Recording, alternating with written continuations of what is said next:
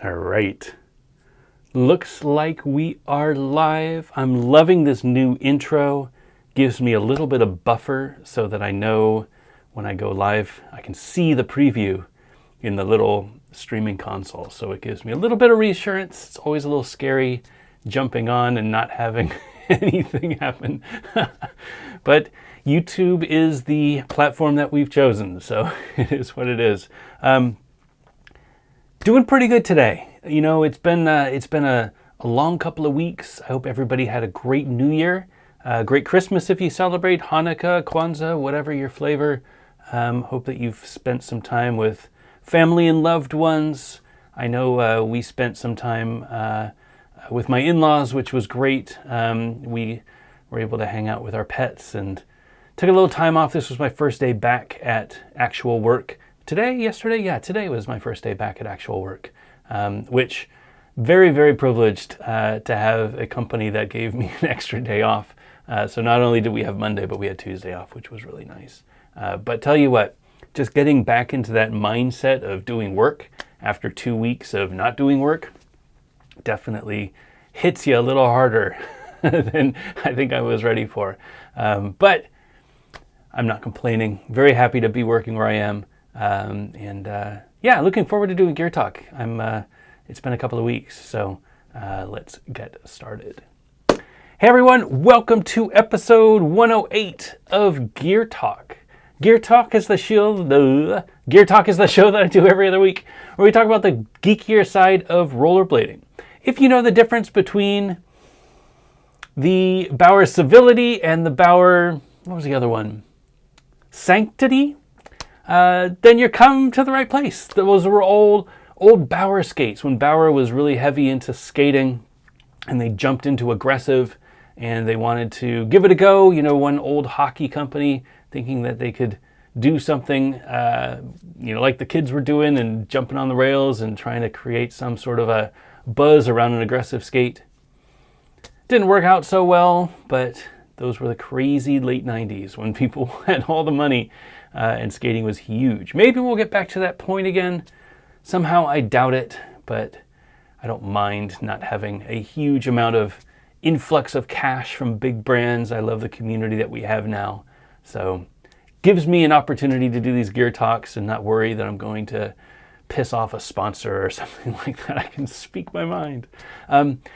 Gear Talk is a live show that I do every other Wednesday at 9 p.m. Eastern, live on YouTube. Love having all of our friends in the chat. If you are able to join us live, we do have a great conversation in the live stream. There's a chat area within the YouTube window that you're able to talk with your friends, and it's always a great time seeing everybody in there. I always go through after and I kind of skim around the comments, just make sure I didn't miss anything. But yeah, it's great to see everybody getting along and having a good time. It's kind of reminiscent of the old AOL, the old AOL days. If you remember those days, jumping into a chat line or chat room or whatever and just talking. But if you're interested in trying to get the most out of your skates, this is the show for you. We talk about the little things that you might not be able to find on the internet that will make your skates better. We're trying to dial in your setup so that every time you go out there and skate, you've got the best gear and the best fit. The only thing holding you back is maybe your age, maybe your old knees, maybe the rain, I don't know, some angry kids that don't let you wax, I don't know. But don't blame the gear. We're here to help you so that your gear is dialed so that you don't have a reason to blame the gear. We will help you get the perfect setup for whatever you want to skate. I love rollerblading. It is the thing that I look forward to the most, aside from my family, of course.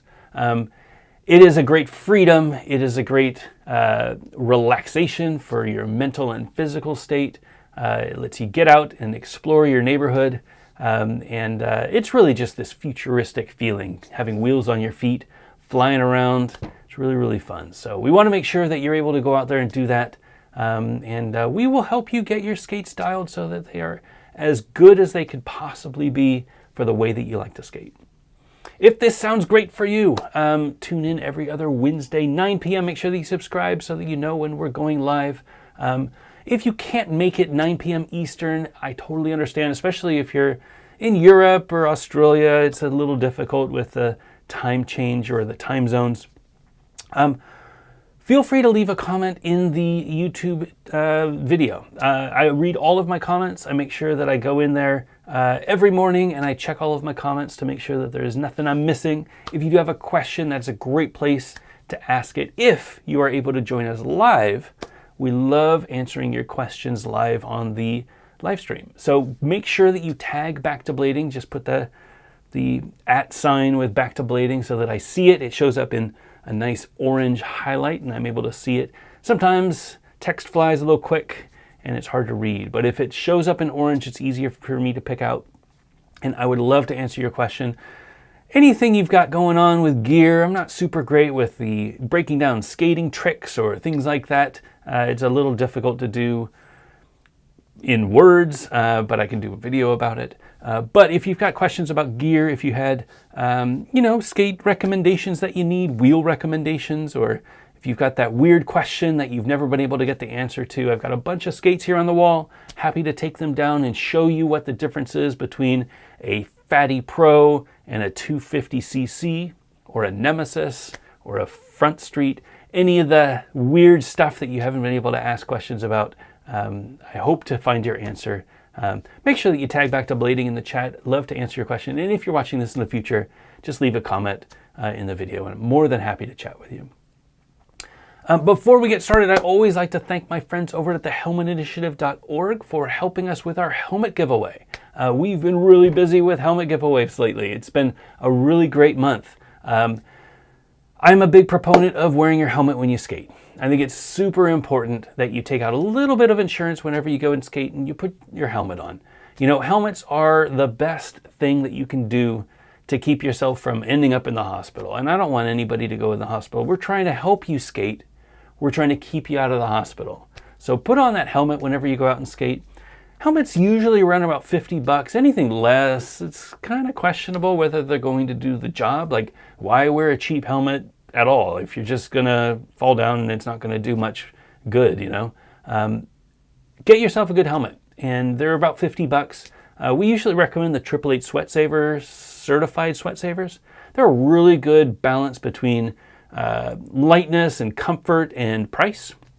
They run around $50. You can sometimes get them on sale, but $50 is a good price that you're looking for. If you are unable to pay for $50 worth of a helmet, I totally understand. That is a nice set of wheels and bearings, and that is a difficult thing to justify because I never hit my head. I don't think I've personally hit my head. But I know that if I do, I'm wearing a helmet. And I want to give you that reassurance that if you do hit your head, you have a helmet on and you won't get seriously injured. So if you're interested in a helmet, I love doing this. We're able to do a helmet giveaway for every episode of Gear Talk. So go to backtoblading.com/helmet. Let me put it in the link, backtoblading.com/helmet. There it is. Is it working? Yes, it is. There we go. Backtoblading.com/helmet. Would love to give you a helmet. We're giving away one helmet to somebody in the world tonight. You've got 24 hours to enter, so put in your name and information if you're interested. If you're going to wear it, don't try to get free stuff if you just want free stuff. But if you really want a helmet, there are people out there who really want a helmet. I want to make sure that I can help those people. I'm going to give away one helmet tonight. Just put in your name and information. If you've got a U.S. address, if we're sending to the U.S., I've got a bunch of helmets on hand. Those helmets have been donated from our friends over at the helmetinitiative.org. They are a great organization that tries to get more helmets on people's heads. They also like to swap out old helmets with new helmets. They haven't done a ton of events, especially since the COVID days, kind of shut down live events and stuff like that. That's where they do most of their donations. They set up events at, skate parks or festivals or whatever, and they're able to bring in somebody's helmet and give them a new one. So they started sending me some helmets so that I could give them away, and I'm more than happy to do that. I love being able to help my friends out and get a new helmet. If you're in the US, I will be sending you a helmet. So I'll give you a sizing chart. You'll tell me how big your head is, and then I will send you a helmet that fits. I've usually got a few colors that we can choose from as well, so I'll figure out a good color for you to get. And if you're outside of the US, instead of sending you a helmet, I'm going to send you some money so that you can buy a helmet locally. Shipping is very expensive outside of the US, and trying to import things like a helmet into Canada or the UK or Australia or Malaysia or anywhere, I've sent helmets to people and it can get a little expensive. And the whole point of this is we don't want you to come out of pocket to get a helmet. We want to help you out. So it's important to me that I can front that money. We're able to do that because of our supporters on Patreon. Patreon.com/backtoblading for more information. A couple bucks a month really helps out with getting our helmets out to people. We also use that money to get shipping so that we can ship the helmets out to people. If you've got a little extra cash and you'd like to donate and help us keep the lights on and help things move here at Back to Blading, that's a great place to support. Patreon.com/backtoblading. If you're a student, if you have a new child, or if you are out of work right now, I really don't want your money. This is for people who have a little bit of extra money, want to put in $1 or $2. There's not a lot of benefits to the Patreon. I got to be completely transparent. We do this mostly because we need a little bit of money to help with keep things going. So I try to do some exclusive stuff, but I'm pretty bad about it. I've got a lot on my plate, which I'll get to in a little bit. A lot on my plate, but realistically, if you're looking for free stuff or incentives or stuff like that, go support Jump Street, go support Mushroom Blading. Those are good Patreons that will give you exclusive content. This is more just a nice way to help people out. If that sounds like a good thing for you, love to take your money. Patreon.com/backtoblading. And again, thank you all so much for all the support. Helmetinitiative.org is a great place to go. Learn a little bit about what they do and how you can get a helmet if you're in their area. But if you want a helmet from us, backtoblading.com/helmet, and we'd be more than happy to send a helmet out to somebody tonight. All right. So this is going to get a little weird. So maybe not weird, but a little bit more personal, I guess. I haven't skated in the last couple of weeks. And this is the first time in 5 years that I haven't skated in more than 2 weeks. It's crazy, right? Even when injured, when I split my shin open and I had stitches, I only missed a week. This time I've missed 2 weeks. And I've got a little story to tell. I want to talk a little bit about it. I hope that it is something that you feel you can listen to and get. It is definitely something that I think a lot of people go through, but I've started to burn out a little bit, to be completely honest. I've got so many plates that I'm trying to keep spinning with work, with life, with family, with skating, with back to blading, with all the things that I do. It's very difficult to find free time now. And I've gotten to a point where the hours in the day are not enough. And you stop sleeping and you stay up late to get work done, or you wake up early to get a quick, something in the morning. And that's a real difficult path to start going down. And I caught myself doing this in summer. I think it was when we first got our new puppy. And, puppies can be a lot of work. It's like having a baby, but they walk around. So I have 2 kids, 2 lovely daughters. And when you have a baby, you kind of just hold on to the baby and just let the baby do its thing, and then you sleep when the baby sleeps and all that.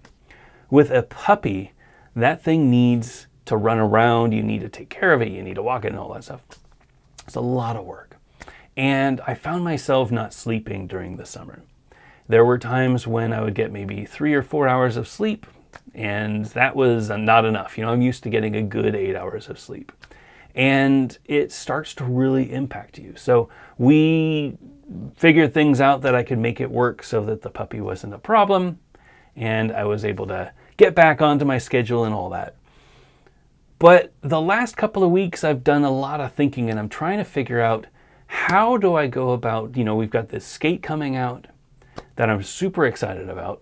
I've got a lot of challenging work coming at my real job that I'm really excited about. I know it's crazy to think that you'd be excited about your job, but the possibilities that my that my job is bringing. I'll tell you a little bit more in a couple of months when everything happens. But I'm super excited about the things that could be happening at my job. And I'm trying to place myself in a position that I can succeed.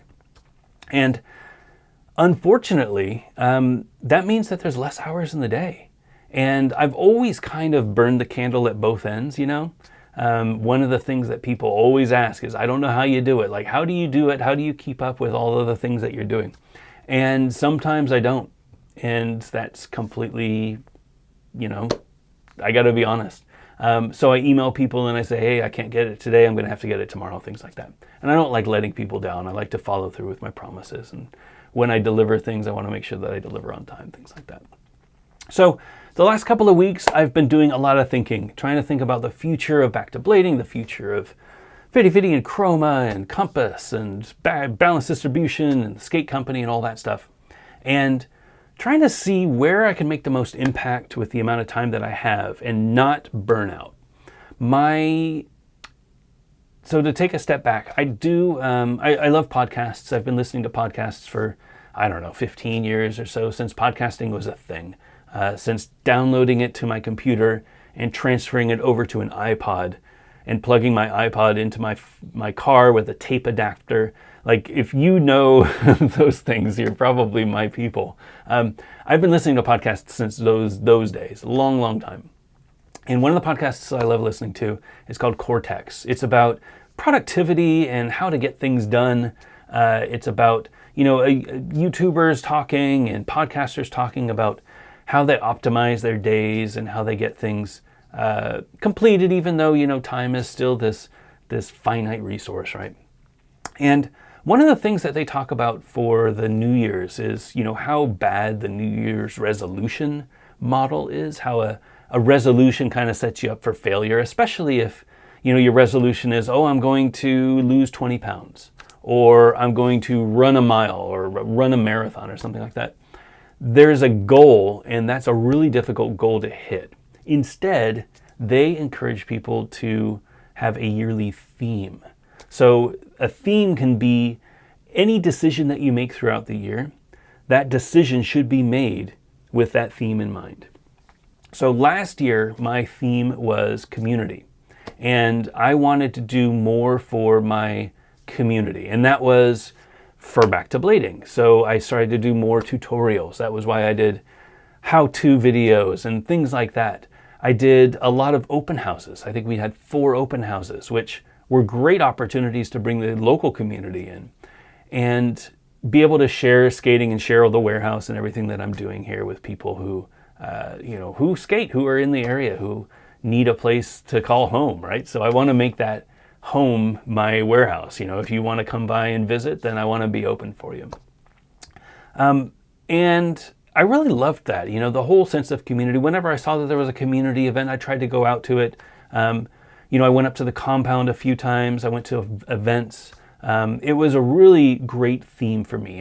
And that kind of started this motion of this theme thing works. I feel much better about the things that I did last year, and I'm really looking forward to 2023. My theme for 2023 is health. And that's a bit broader. So community can mean a lot of things, but for me, health doesn't just mean physical health, it also means mental health.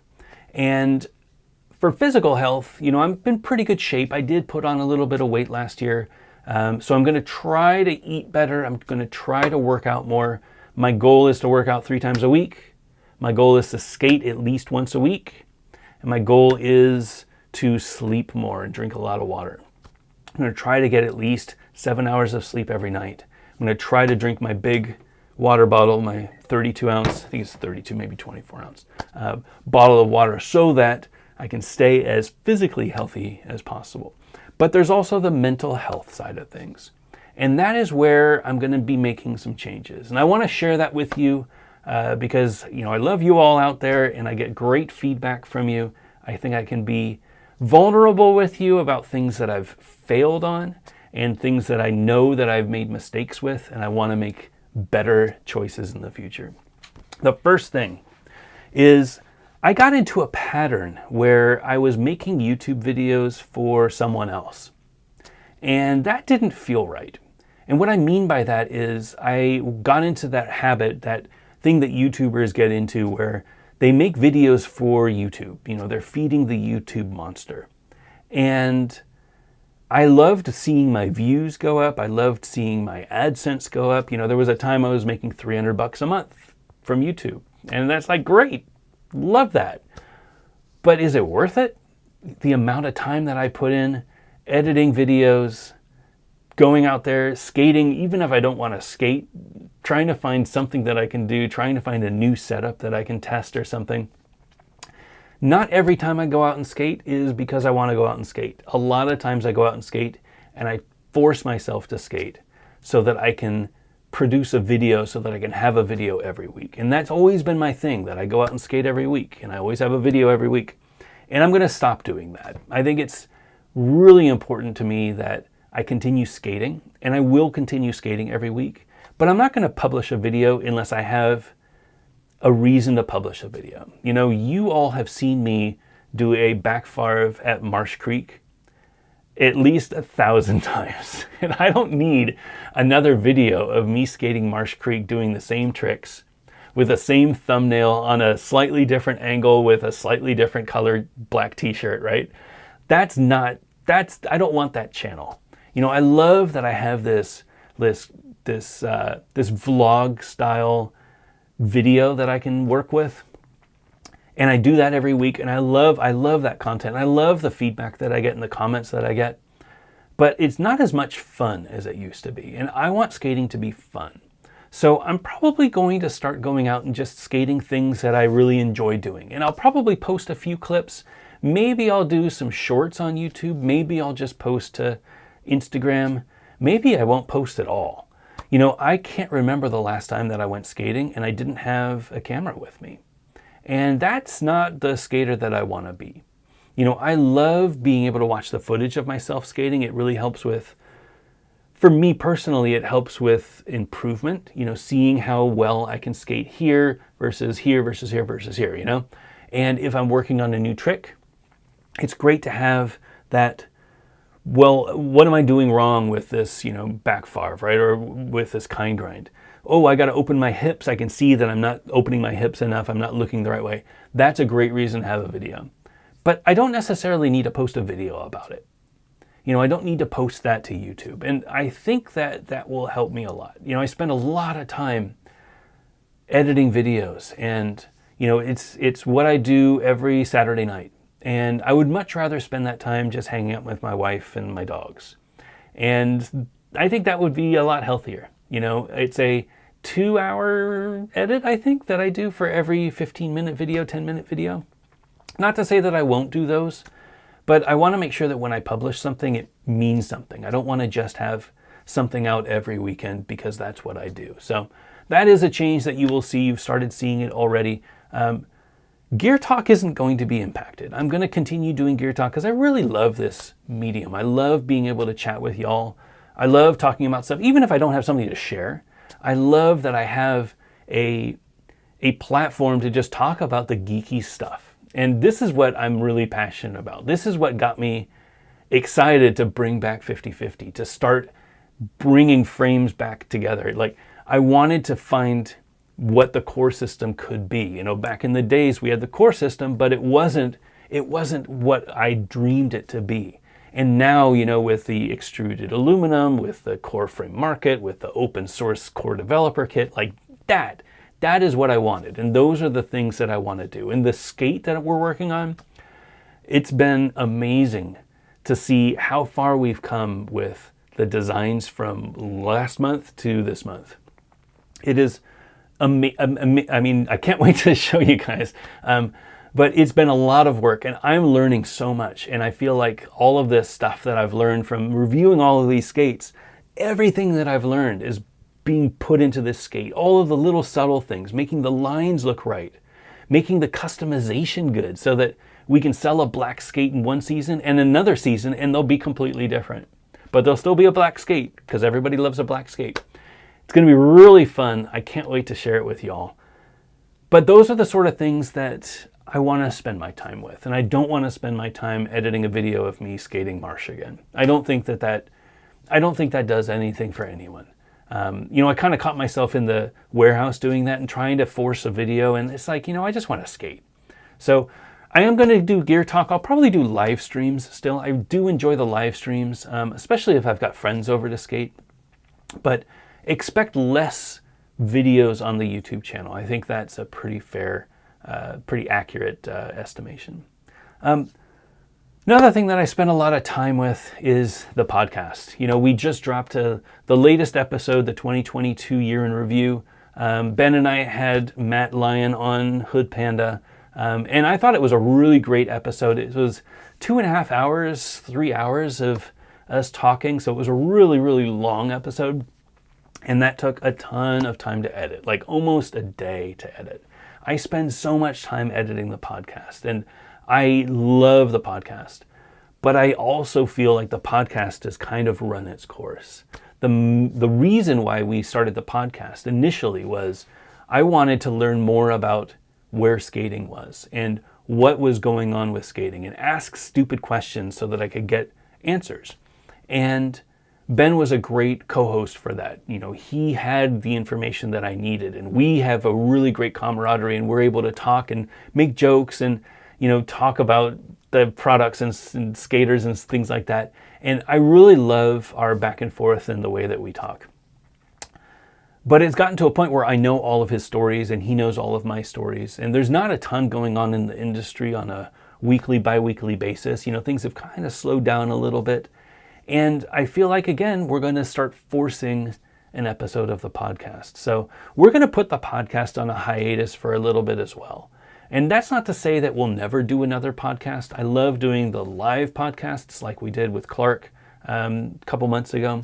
I love having a guest on if there's a reason, doing an interview sort of thing where we can talk about current events and talk about stuff that they might be an expert at. But again, I feel like y'all know what I'm all about and what Ben's all about. And that's not something that we need to bring more of. I want to make sure that when we have a podcast, you're excited. You get it in your podcast player and you're like, oh, there's a new episode, instead of just, me and Ben talking about them and another collab and getting frustrated that they're not doing pro skates. That's the sort of thing that I want to spend my time on, and I don't want to waste my time on that. And editing the podcast takes a lot of time. I manually edit everything. So if it's a 3-hour podcast, know that I'm listening to the entire 3 hours of the podcast, and I'm editing out little ums and tightening it up, and potentially more because I have to cut things out, or maybe it takes some time to move sections around. It took a long time to get that podcast done, and I just don't have the patience for it. I would much rather spend that 3 hours, that 4 hours, doing something more productive, working on the skate or opening up the shop. That's another thing that I'm really interested in. We're going to do every other week, every other Saturday. Instead of me going out and skating and trying to force a video, I'm going to open up the warehouse. So we're going to have open houses every other Saturday, probably from, I don't want to say 9 because that's a little early for some of us. Let's say 10 to 12. So I'll be here for a couple of hours every other Saturday. And I'm going to, that's going to help me keep this warehouse clean. Sometimes it gets a little out of hand, but it's going to help me keep the warehouse clean. And I'm going to be able to bring people in. So if you need help getting, stuff fixed, if your skates are falling apart and you need new bearings, or if you got questions about stuff and you want to show somebody your skates, I'm going to be here. So every other Saturday, 10 to 12, you'll be able to skate the mini ramp. You can skate the boxes, whatever you want to do, come by and skate. You can check out the products, of course. I'll always have stuff here for you, and get your skates tuned up. We've got a local skating group that does big wheel skating. There is no support shop for them, so I'm going to be that support shop. So every other Saturday, 10 to 12, I'll post all of this information on the Balance Distribution website when we go live. It won't be this coming weekend. I actually plan on going out and skating and doing like a nice session over at Marsh, probably, maybe even Durham. I want to go skate again. But probably the following weekend, I'll have the open house started. Maybe even the beginning of February. It's hard to say. The warehouse is still kind of full of frames, so it might be a little difficult to do that. But that is my goal. And Am I missing anything? There's a few products that we're going to discontinue where, it doesn't really make a ton of sense to keep them in the line. We're always kind of looking at ways to clean up the line to make it a little bit more easy for shops to understand, easy for customers to get. So look for a few changes there. But for the most part, those are the big personal things, I think. I'm really, really looking forward to 2023. And this is going to be a really good year for me, not only from a physical, from a mental health perspective. And I want to make sure that I put that first. I have a lot riding on this skate. And, it's a lot of money. It's a lot of time that I've invested. I want to make sure that it's a success. I want to make sure that our vision of this skate gets presented in the perfect manner so that when you're able to order the skates, when they arrive in your, on your porch, you're able to put them on and you're like, damn, like this is exactly what he said it would be. That's what I want it to be. So it's going to take a lot of work. I'm going to need a little bit more time. Those are the tweaks that I'm going to be making. Again, I appreciate all of your support. Anybody who's listened to the podcast over the years, we've done it for 5.5 years. So this isn't an easy decision. I apologize to Ben for not being able to do it. Love you so much. I hope that we get to go skate at the compound again. And it is not a never again for anybody out there thinking that we're discontinuing it. It is on a hiatus. We'll probably do more episodes, but it's not going to be a more routine thing. It's just too much time. So that's the podcast. And then with the videos, something comes to me, I'm definitely going to do them. I do plan on doing more reviews this year, but I'm going to do big wheel skate reviews. Again, I think that it's important that the community, the bigger skating community, has good content out there. And I love reviewing skates, but I'm kind of done with the aggressive stuff. I think I've done every skate out there, and reviewing the sways again, just because there's a new sole plate, that doesn't seem like a good use of time. I don't think anybody really cares, but who knows? Anyway, thanks for listening to my time. This is, I don't try to get too personal on the Gear Talk thing, at least not in the beginning, sometimes at the end when I get a little tired. But this is something that's been on my mind. I want to make sure that everybody here sees what's going on, knows what's going on. We are going to use the podcast feed. So if you already subscribe to the podcast and you watched Gear Talk, but you can't quite make it through the whole episode, we're going to use the audio from Gear Talk and I'm going to put that on the podcast feed. So feel free to unsubscribe if that's not something that you're interested in. Feel free to just skip or delete if you've already watched Gear Talk. I know that it's a pretty good medium. Even though I'm very visual when I do a lot of Gear Talk stuff, that won't change. You'll still be able to get Gear Talk on YouTube, but if you want to listen to it in your podcast player, we will start adding the Gear Talk episodes to the podcast feed starting tomorrow. We've done that in the past, but it got to be too much. Gear Talk every other week and then a podcast every other week. It just seemed like every week there was more content and nobody has that much time. And if you do, you've probably got other podcasts you want to listen to. So this will be when I do a Gear Talk the next day, we'll push a video, or maybe even the Friday we'll push the audio so that you'll be able to listen to it. And in the future when we do another podcast, we'll put it on the feed as well. All right, that was a lot, and I appreciate you getting through it. Again, thanks everybody for all your support and encouragement. It's tough being a public figure. And I say that with a little bit of like sadness that I'm a public figure. But I admit that, when I go to an event or when I go skating or when I'm, online or something, I get friend requests or things like that because people know me. And it's hard to be vulnerable in front of that and say, that you need help, basically, and that you are going to fix things. So appreciate all of your support and everybody out there who's done some kind words for me or has said anything, constructive. I really appreciate you. All right, let me get some water. I got some housekeeping to take care of, and then we will get started with your questions. Again, if you have a question, make sure that you tag Back to Blading in the live chat. Love to answer your questions. Anything goes, just put Back to Blading in there so that I can see it.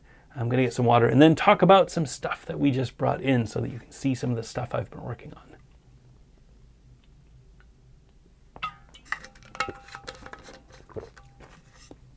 All right. So it's been a busy couple of weeks. So we have for all brands, yeah, every brand. I've got a restock of everything. I want to talk a little bit, show you some of the new stuff that we've got that just came in. First, wearing a new shirt. So these just came in today. I just got them off the UPS truck a little bit after lunch. I folded up all of the shirts just before this show. So these are the new Stamp Logo shirts. They are black with the green and brown outline. We also have the super popular forest green with the white and black logo. These, of course, came out. You can see forest green looks nice. These, of course, came out in support of Yandril's new 50/50 frames. So we just got these in last week. They are shipping out every day. I'm shipping out new stuff. These are the Yandril frames. I showed these last time on Gear Talk. We got them all in stock now. They're a balance 2. They come in at $250 or $270. They're $60. You get the core axles, so they're a one-sided axle. Nice tight groove with a wider split. It's a low ride, maximum 60 millimeter wheels. Really great, super light. They might even be lighter than Featherlights. I don't know, I'm making that up, but they're very light. I didn't talk about this, but we also came out with new frame bolts. It's not something that people get excited about, but this audience might actually get excited about it. So frame bolts have always been difficult. Some frame bolts work really well. Some frame bolts don't work so great. These frame bolts, I think, will work really well. So this is the frame bolts. They are a 14 millimeter. They are an M6 thread, which is the standard for UFS. They have a nice big washer, so it should be nice distribution of mount, but it's also very thin head. So we got these made custom. They are a sunken head, but with a big washer, and that should make this nice and low profile so that you could still fit 60 millimeter wheels on prime frames using these bolts. Comes with a Loctite. These are all stock on all frames coming with the Yandril frames. We also got a restock of the black prime frames, so these frame bolts will come with those as well. It's funny how little things like this will make a huge difference. If you need these bolts, you can just send me an email and I'll send you some bolts. They are probably a couple bucks. I don't know. I haven't put them on the website yet. I should probably do that, but really great to be at a point with this where we can start sweating the real little details. And this is something that I've wanted to work on for a while. We've had different frame bolts. I knew what I wanted out of a frame bolt and I wasn't able to do it. These are really good frame bolts, so. Frame bolts. We also got Yandi's wheels. So if you are following along, his chroma wheels are here. Same packaging as the orange ones, but they are blue now. So they are a mixed durometer. So these are the 92A. Hard to see in the light. It's a double-sided wheel. So we've got the chroma print on one side and Maxwell on the other side. The other one is 90A. So this is the 90A wheel. The reason why we have a 90A wheel and a 92A wheel is if you are skating flat, it is nice to have a harder wheel on the inside and a softer wheel on the outside. And the reason is you'll get a little bit more grip on the outside. It'll wear a little bit faster, which makes it feel nice and wobbly like a natural rocker when you're skating flat. The inside, you get a harder wheel, which will wear a little slower and gives you a little bit less wheel bite. So if you're skating flat, you put these on the inside.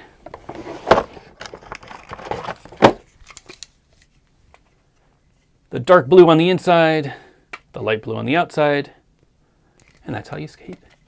They are 58 millimeter. They are a nice bullet flat profile. So this is a little bit of tread up top. I think it's 10 mil up top. And then it's mostly bullet, rounded bullet up here. So when you're doing grinds, when you're skating ledges, you'll get less wheel bite because you're sliding across the ledge instead of sticking across the ledge. These are available now. Each of the packs comes with a sticker sheet. Everybody loves stickers. They're starting to hit shops. We've started shipping them out to people as well. If you're interested, you can pick them up from our website or your favorite skate shop. Always support going to your skate shops if you can. Skate shops need love too, very important. With the 58 millimeter wheels, we realized that 92A is actually pretty nice. You know, I don't like to bring in products that I don't skate. It's important to me that everything that I sell, I stand behind. And I've skated everything that I sell. And I wasn't a big fan of any hard wheels. You know, I'm 46 years old. I know that I'm an anomaly. Most people are a little younger. They're probably 42, knowing this crowd, maybe 38. But, you know, you get older and your knees start hurting. And a soft wheel is really nice. My favorite size and hardness is a 60 millimeter 88A when I'm skating NA rocker and a 56 millimeter 88A when I'm skating flat. And the reason for those two configurations is I love having a little bit of bounce. The 88A for me is a very soft wheel. It bounces, it feels really great. But I know a lot of people like hard wheels. So we made the 90A. The 90 is great, but people wanted harder. And they kept asking for harder wheels, harder wheels, harder wheels. 90A isn't hard enough for me. And I'm like, okay, fine. I don't understand why, but I'll look into it. So I skated some of these Yandi wheels. We had some Blem wheels, and I put the Blem wheels on the inside, 92A, and I skated the 88A outside. So 58, 88, 92, 92, 88. And I actually had a really great session. They wore a little fast. So the 88A definitely wore a little fast compared to the 92A. So I started getting a little bit more of a natural rocker. I rotated them, just flipped them so that I'd have a nice even wear. But I saw the value in having a 92A. Not only did I get a little bit less wheel bite when I was skating coping or when I was skating ledges, but I liked having that wheel that wasn't going to wear down as fast. So we decided that we were going to start bringing in some harder wheels. Before we stopped at 90A, now we're going to bring in some 92A. We're starting with the 58 millimeter wheels. So these are the 5892 in black, 5892 in white. They're the same profile as the Yandi wheels. We use the same manufacturer, so it's a similar compound. The pigment might change things a little bit, but it is the same urethane. If you're not feeling colors, you can just go with black, or you could go with white, wheel colored white. 58 millimeter 92A. We're also bringing out our new 56 millimeter wheel that we've only made in 88A. We're bringing these out in 92 as well. So these are our 56s. They are a flat, rounded profile. You can see it's a nice flat tread with a round edges. The difference between this and the 58, you can see that angle really cuts down on wheel bite. You slide a lot more. If you try to do groove tricks on the 56s, you might get a little bit more bite if you don't have a nice wide split. Balance 2s, no problem. Prime frames, no problem. Original balance frames, you might stick a little bit. Some smaller split frames with a slightly deeper groove, you might stick a little bit.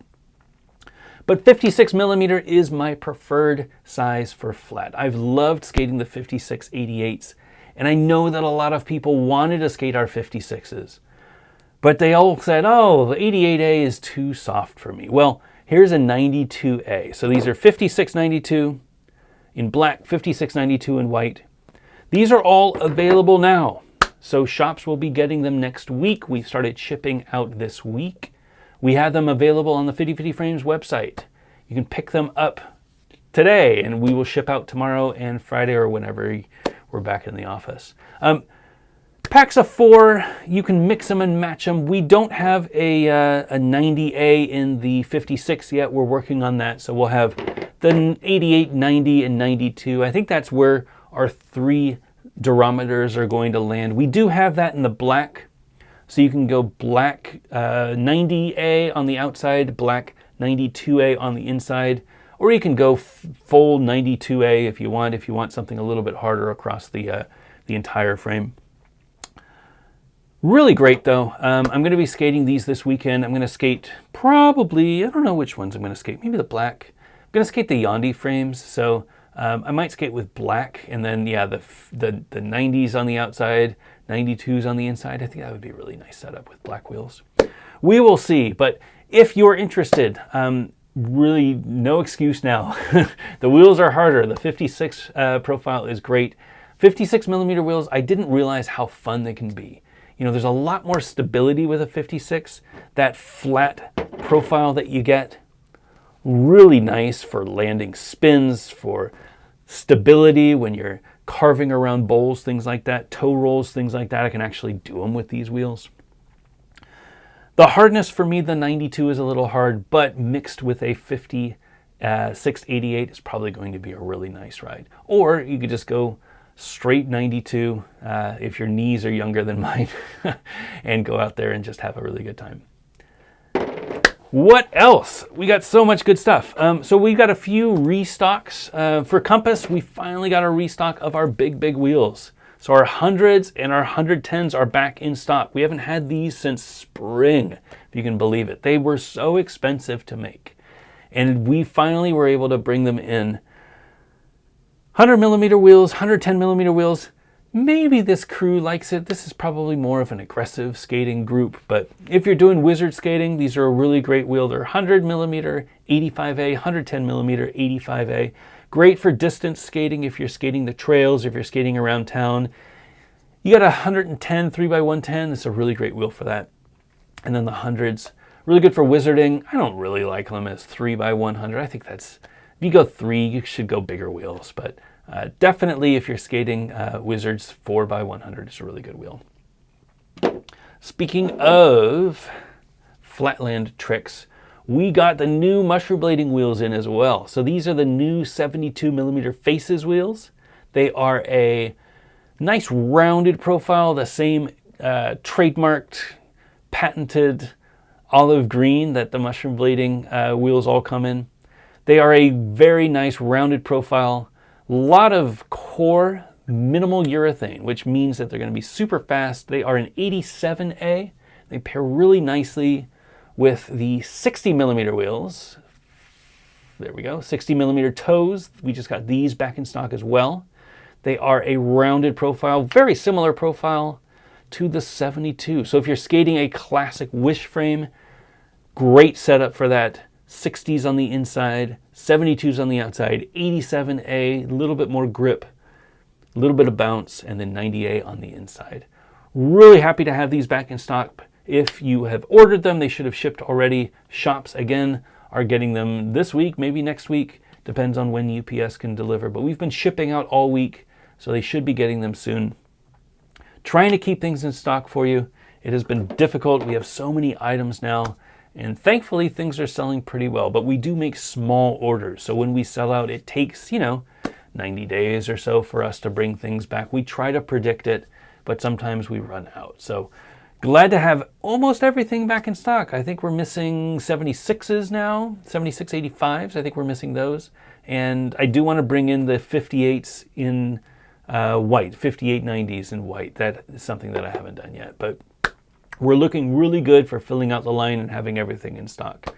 Again, thanks everybody for all the support. It's been a very tumultuous end of the year. The second half of 2022 was very difficult to predict, how sales were going to go. You see a lot of discounts. You see people starting their Black Friday sales on November 1st.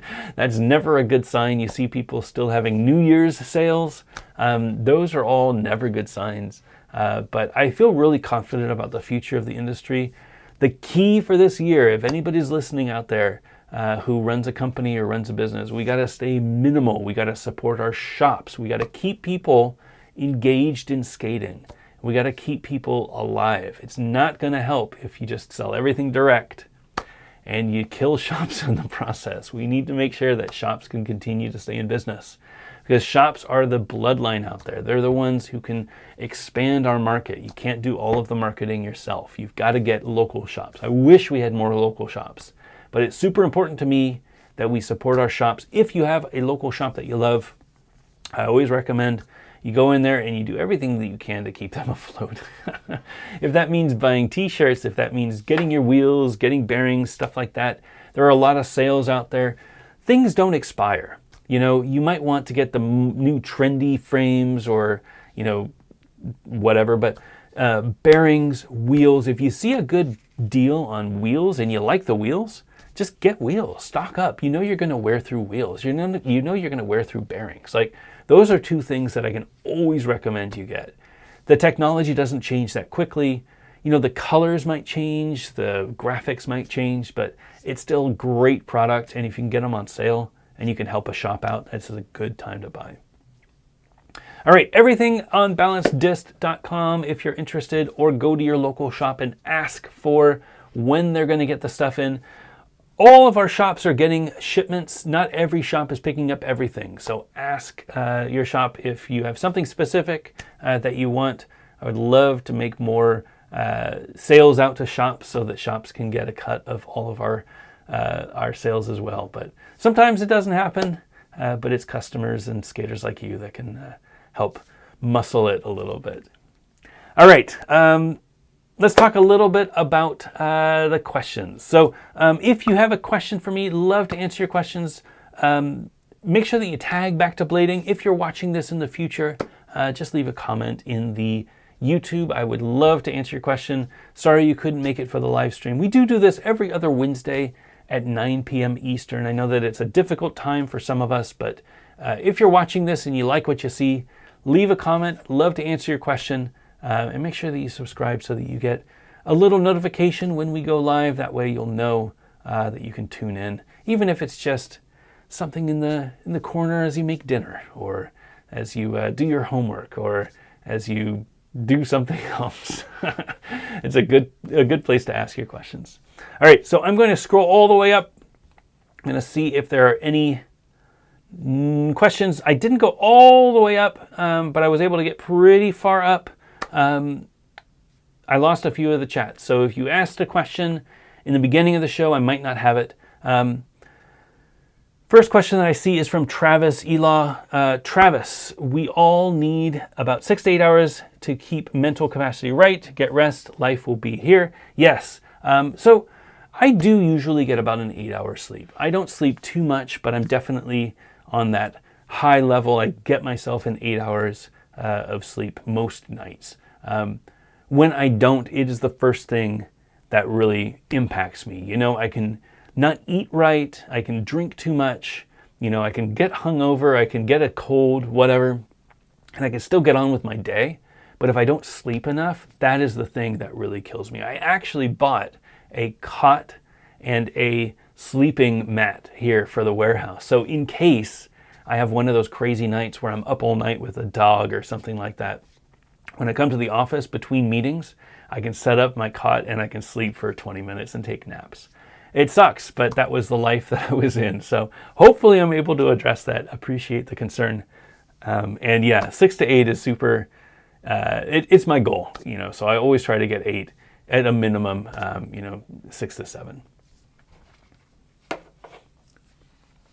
Ravenous Pathogen, if we're so close to release of a new boot, why not show us what it's going to look like now? Well, I don't want to show you until it's ready, of course. So an update on the boot, the size 42, we're still working on the sizing. So we've gotten really dialed in and we're really close, but I think I've shared the process that we're using for getting this sorted.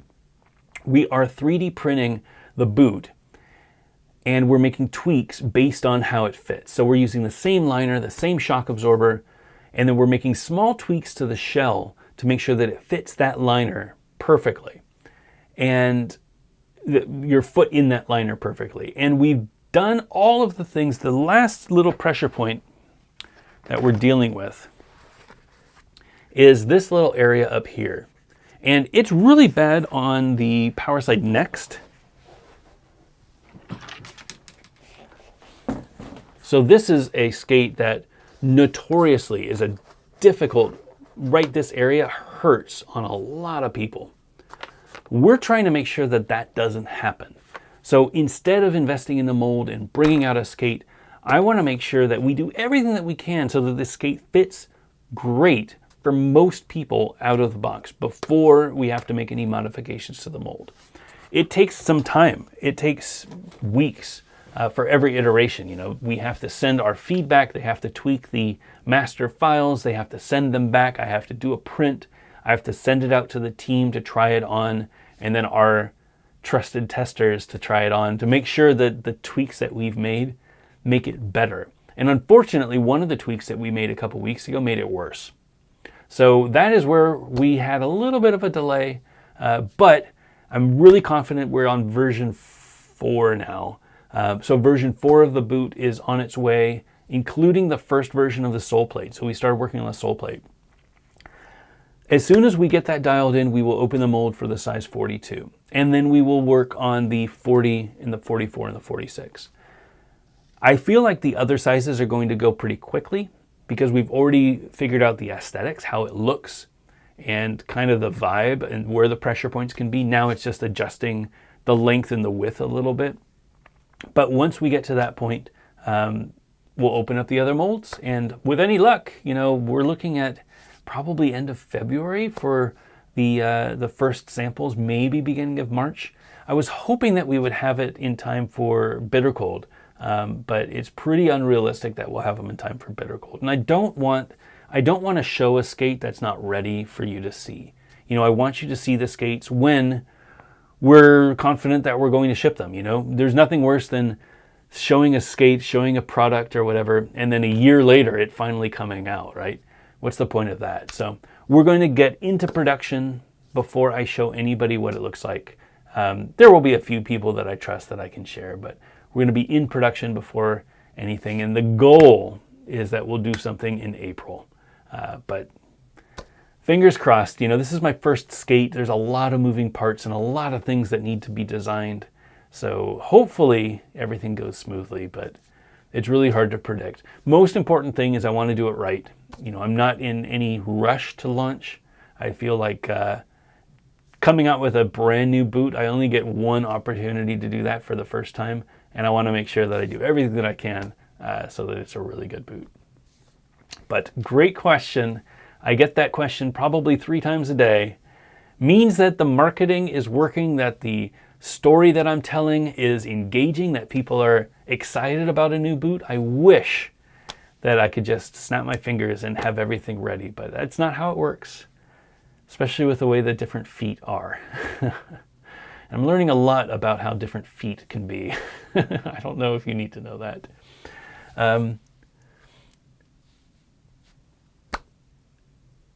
Zach Markham, what does a non-drinker use a Pilsner glass for? Chocolate milk. There you go. That's good. I do drink. I enjoy my bourbon. It's important that I have a little bit of bourbon from time to time. It's just a nice thing that I like to do. Some people don't drink. That's absolutely fine. You know, I don't pressure anybody to drink, and you got to live your life. You know, I've gone months without drinking, and it's fine, but I like having a drink. I'm not a big fan of chocolate milk, though, or any milk, for that matter, to be honest.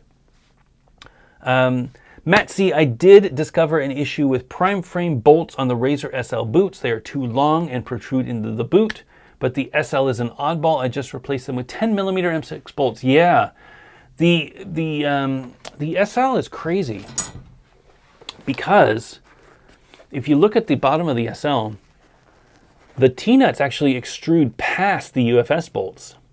This mounting area is so low that they extrude past, and you need the smallest bolts. We actually use 12mm for SLs, and they seem to work just fine, but yeah, they are the smallest. And even the nub, this nub is supposed to be 3mm. There's no way that's 3mm. Let me see. I have my, oh, do I have my, I don't have my calipers. They're over on my desk. It's super low, yeah. SLs are definitely the oddball. 12 millimeters works, 10 millimeters would be fine. We have those bolts on hand, so if you need them, you can go to the website and order them, or just send me an email and, you know, a couple bucks for shipping, and I'll take care of you.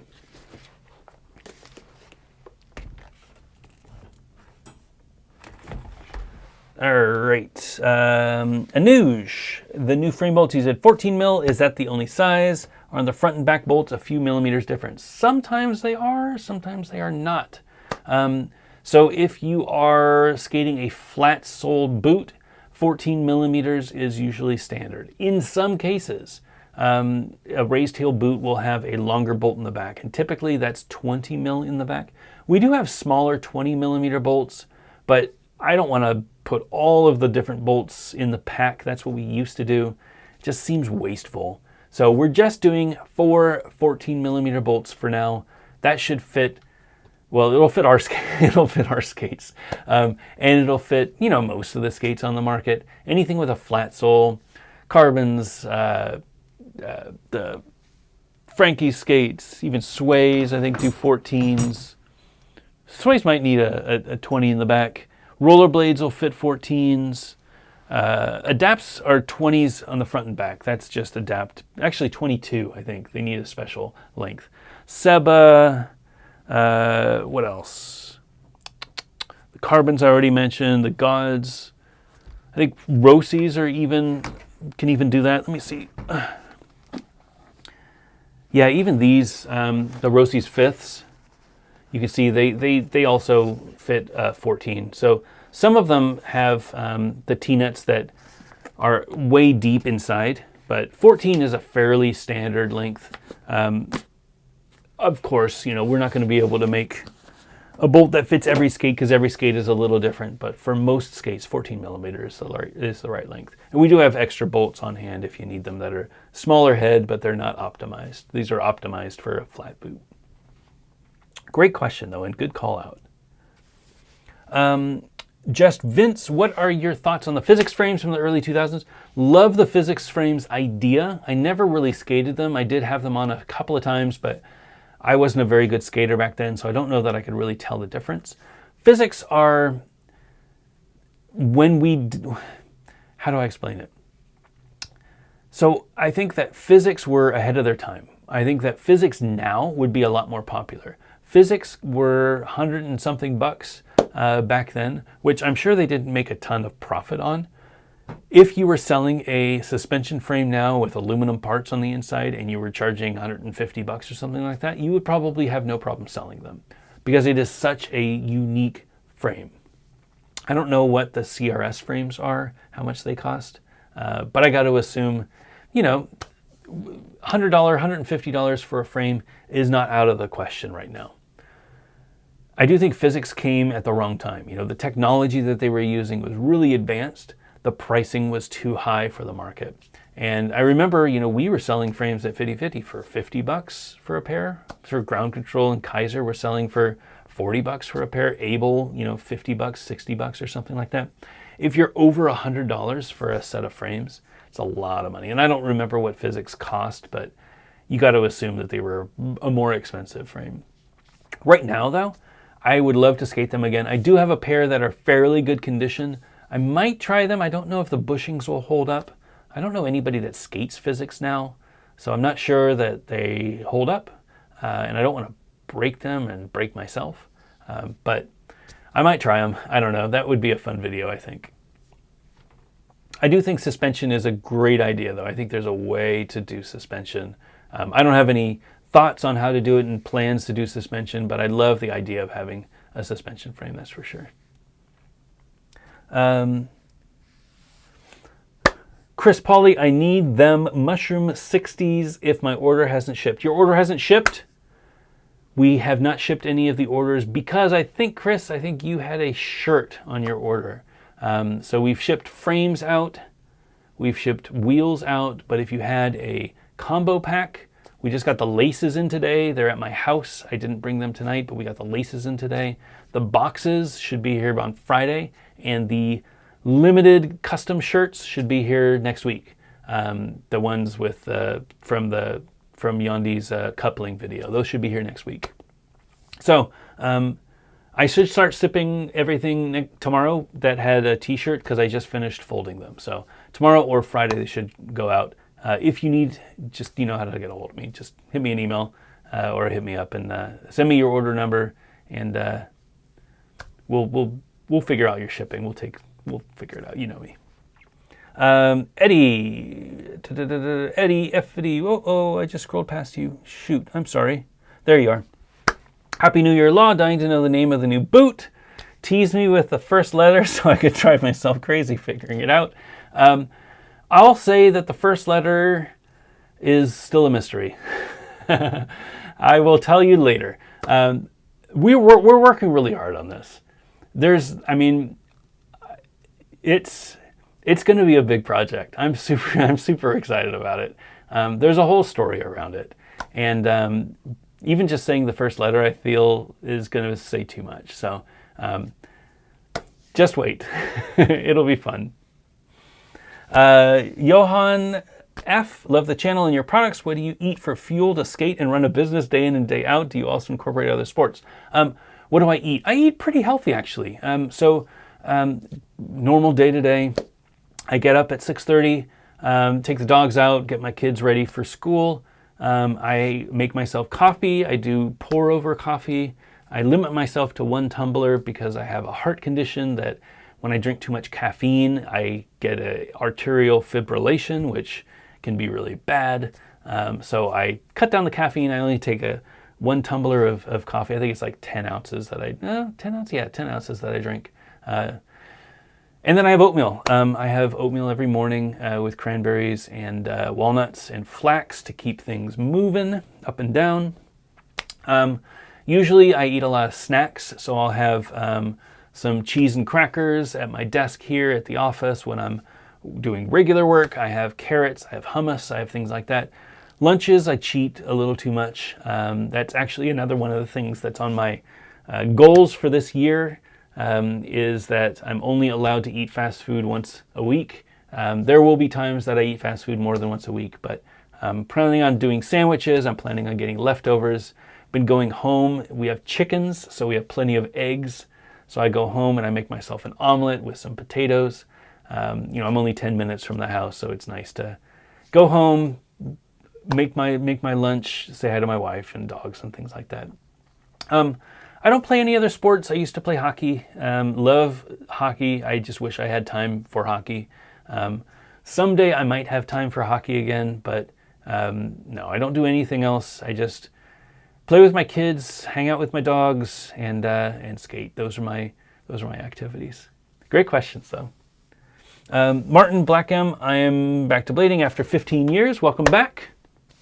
Just ordered them 909s with intuitions. Boot and liner 11.5. Did I totally screw up? My shoe size is 11.5 in Vans. All right, who's going to tell him? So the way that we do skate sizing is a little different than shoe sizing. You know how when you buy shoes, you could be a 10 in Nike, you could be an 11 in Vans, and it's really hard to say how long your foot is or what size shoe you need. So you have to try them all on.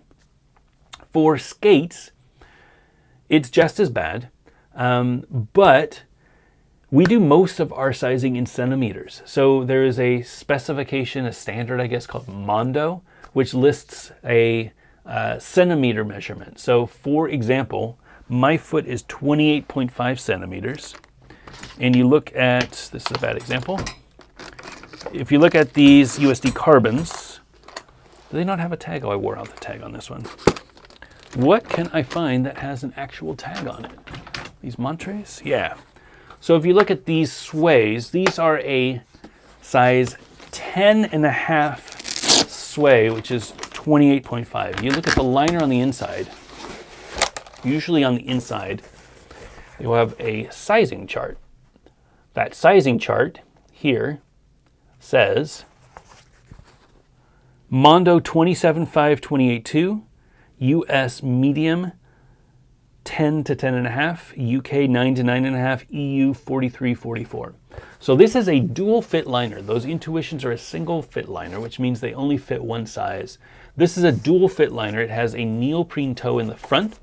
So if your toes are a little longer, they can stick out the front. So this liner would fit 2 different sizes of feet, but measuring by centimeters is the way to go. Now with the thems, if you are size 11, you're probably in the large 909s. That probably makes sense if you're wearing a size 11 Vans. I don't know Vans sizing. I am wearing these On Running shoes. These fit me perfectly. And they are a size 11. So it's all about measuring your foot in centimeters and figuring out what the skates recommend. So did you make the wrong choice? Maybe. You won't know until you try them on. Unfortunately, with no skate shops, it's hard to walk in and try on a pair of skates. If you wear a size 11 in Vans and if you got a size 11 in the them skates, you're not going to be too far off.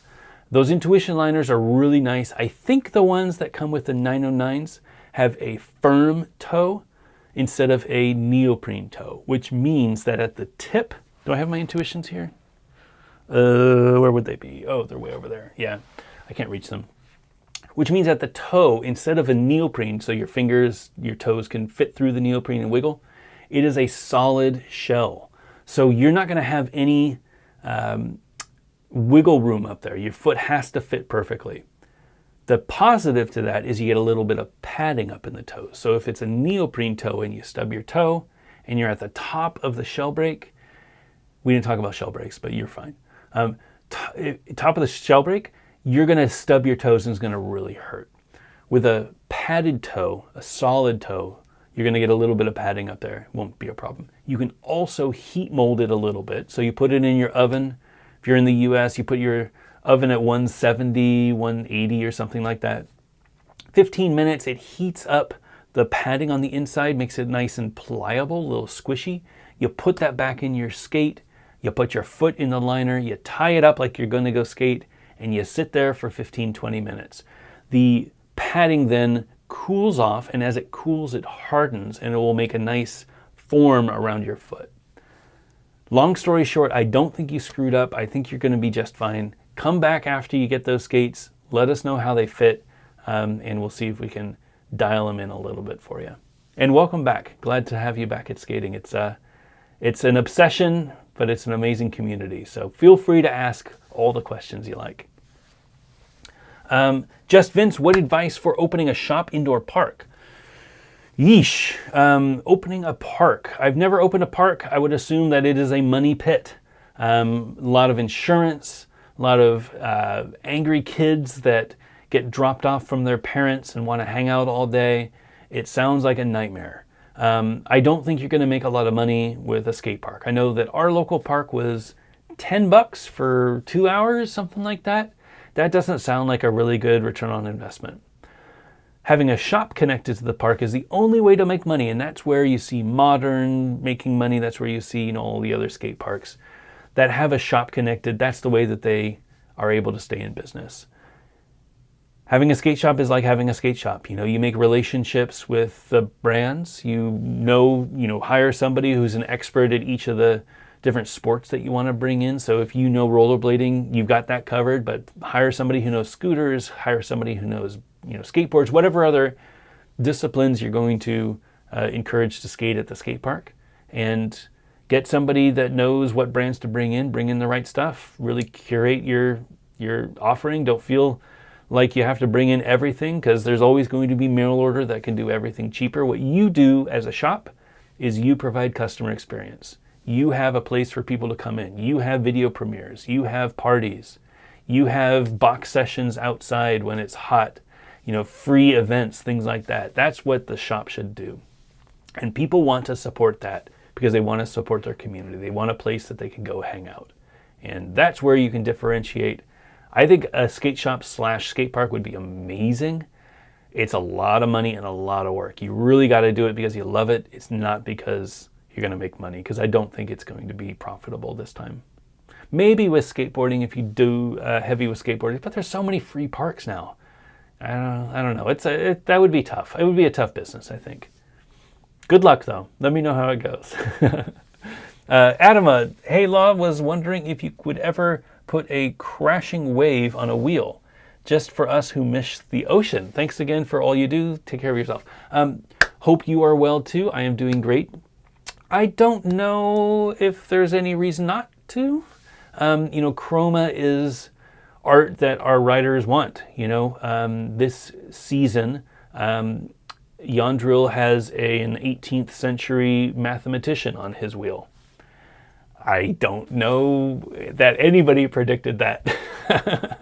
But a guy that specialized in magnetism is on his first signature wheel. All right, cool. China has a sun wearing sunglasses. That's great. I mean, any wheel could be anything. I could definitely see China coming out with some sort of a wave. Doesn't she have waves on her Create Originals frame? Yeah, so I could see China doing a wave. There's no reason why I wouldn't. I love that the wheel companies, even our frames, to be honest, we encourage the writers to do what they want with the graphics. We don't do signature models all the time. We try to do one a year, depending on sales, one every other year. But it's their one time to really be themselves. And if the graphic speaks to them, I mean, I don't care what's on the graphic.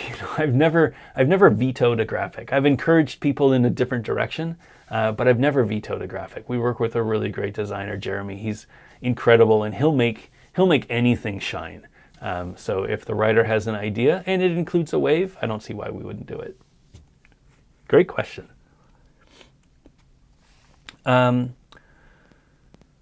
Epic Work, what time of the year do new aggressive skates usually release? Well, that's a great question. We've got a few drop windows.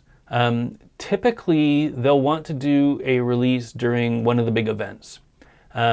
So we have two big events. I mean, Blading Cup is probably one of the bigger events. There's one in spring and there's one in fall now. The fall one is usually end of October, beginning of November. So that's right before Christmas. So we're bringing stuff in, end of fall. The biggest time for new skates is always spring. And the reason is people are skating, You're going to skate in spring, you're going to skate in summer, you're going to skate in fall. You're not going to skate so much end of fall, winter, beginning of spring because it's too cold or it's wet. So beginning of spring is usually the best time. April, May, June, I would say, is if you were looking for new skates, that's probably when the big drops are going to happen. But really, there's no rhyme or reason. With some of the brands, they just come out with a skate and I don't even know why. Maybe they don't even know. Shops start getting skates. They haven't announced them yet. I don't know, whatever. Just sell them. So yeah, it can be completely random. But if I were running a skate company, which I am going to be running, spring and fall are the two times that we would prefer to do skate drops. That's when it makes the most sense. Brooke Moore, is Jeff Frederick the only non-pro to get a pro model skate? It's a good question. I don't know what pro means, but he was not an ASA pro, and he got a pro model skate. Was Dustin an ASA pro? Like, would Dustin be considered a non-pro? You know what I mean? I don't think he was an ASA pro. Yeah, I don't know. It's a good question. I don't know. You might be right. I remember that was a thing back then because Jeff was a street skater and he wasn't a comp skater or whatever. But yeah, I mean, Dustin wasn't really a comp skater. I mean, he was amazing at everything that he did, but you wouldn't think of him as a competition skater. At least I wouldn't. It's a good question.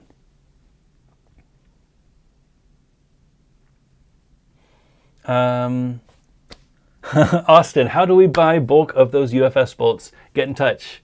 I don't know how many I've got right now, but I can definitely get more. So if you need them, you just holler. You know how to get a hold of me. Eric Cohen, can we expect a gray balance too? Absolutely. Someday, infinite time scale or infinite timeline, we will have a gray balance too. We'll also have yellow, we'll also have red, we'll also have blue. Can't tell you when, but we will definitely do colors. I love colors. I think that color is missing from skating, and I love doing colorful frames, colorful wheels. Gray technically is kind of like a mix of color and no color. It's a tone, I guess. But yeah, we'll definitely do gray eventually. All right. I feel like, all right, we will stop. Oh, there's some more questions, sorry. All right, I'll pause right there. I am already 10:20 and there's a lot of people watching. I apologize if this is overhyped. I'm not announcing my skate tonight. It will be April at the earliest, maybe March. But I do have a box of something, and I hope this isn't a huge letdown. It's a skate that somebody sent me, and I'm very excited about it because it's an amazing quality. But I hope that I don't let everybody down. My friend Ronnie Batista has supported me in a while, years. He's always helping me out, even if he doesn't ride the products. He's always on the live streams and always sending me messages. And he saw that I had a pair of these skates.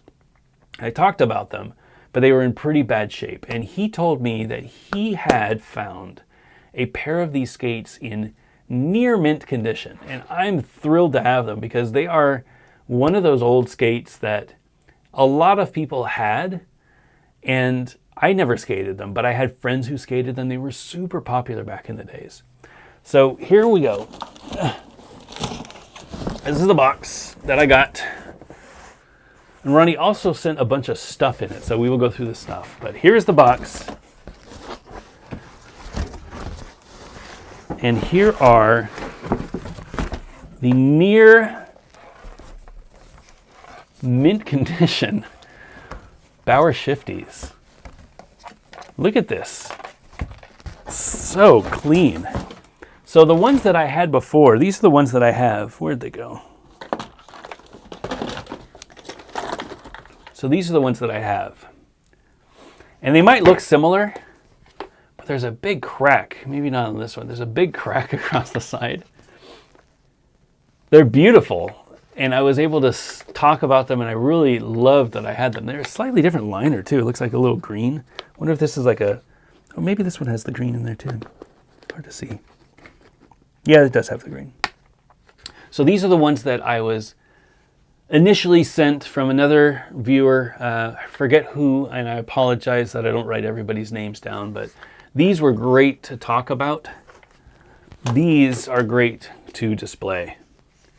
So what an amazing skate. So Bauer, if you don't know, Bauer was, and still is, I guess, primarily a hockey company. So I used to skate Bauer 3000s when I was growing up.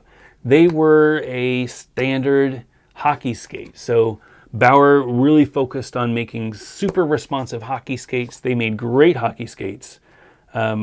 Super popular back in the days. They still make all the stuff, I think mostly the brand, but sticks and pads and helmets and stuff like that. But really they got their notoriety from making skates. And when skating started getting big, Bauer jumped in with both feet and said, hey, we can make skates. So they started making skates for inline. It was this shell that they developed. I don't know what the shell name is called or the code name or anything, but they had a riveted on standard frame, and they sold this as their fitness skate. Then when aggressive started getting to be a thing, you can see even this cuff has this bolted on buckle protector. So it's not part of the cuff, it's bolted on to protect the cuff from missing sole grinds, right? And they riveted on this sole, which is a sole plate and frame. Actually, I think the frame is, so the sole plate is on the boot, and then the frame with rivets gets riveted on as well. So it's like a two-piece. Grind plates on both sides, so you could do less sole tricks, I guess, because it's so fat now. Like, good luck locking anything on here. Like, the distance is, less than one knuckle at the biggest part of the sole, so good luck with that. I would assume anybody actually skating these took these grind plates off on the outside, but I could be wrong. It was the 90s. You never know. Amazingly, though, these have the original wheels. These are the Hyper, what were they called? The cell blocks. So these are the Hyper cell blocks. They have a picture of the CTO, Rawlinson Rivera, getting arrested by the cops. How funny. God. This profile also, talk about a square wheel. Super flat. These are a 58 millimeter. Compare that to our new 5892s. Look at this profile. Not flat, very flat. Looks like a completely different wheel. It's the same size. It's crazy. These were their first real dip into aggressive. They made the front side and they made the shifty. Those were their two first skates. After they started making some money in aggressive, they said, hey, you know what? We're going to invest in aggressive. We think that there's a future here. So we're going to get with some skaters and we're going to create a skate. And they made the infamous Bauer. This is the Civility. This is the Sanctity. This is the Sanctity. But the first one was the Civility. Very similar look. Talk about a crazy looking design. So this has this big open toes, which really helps with tightening and getting your foot all stuck in there. Really, really great design. It looks like ass, but it's beautiful from its function. They have the same sole plate. I don't know if this is the same. Is it the same sole plate? It might be the same sole plate. Oops, that's the wrong one. It's a different sole plate, actually. Oops, I'm caught on my microphone. It is a different sole plate, but it's a very similar design. So it's still, maybe it's the same frame. It's the same frame. Yeah. Same frame. So same frame, but they have a new sole plate for this version. But the same design. So they put the sole plate down first, and then they riveted the frame onto the boot through the sole plate. Kind of similar to how we have skates nowadays that use the UFS mounts.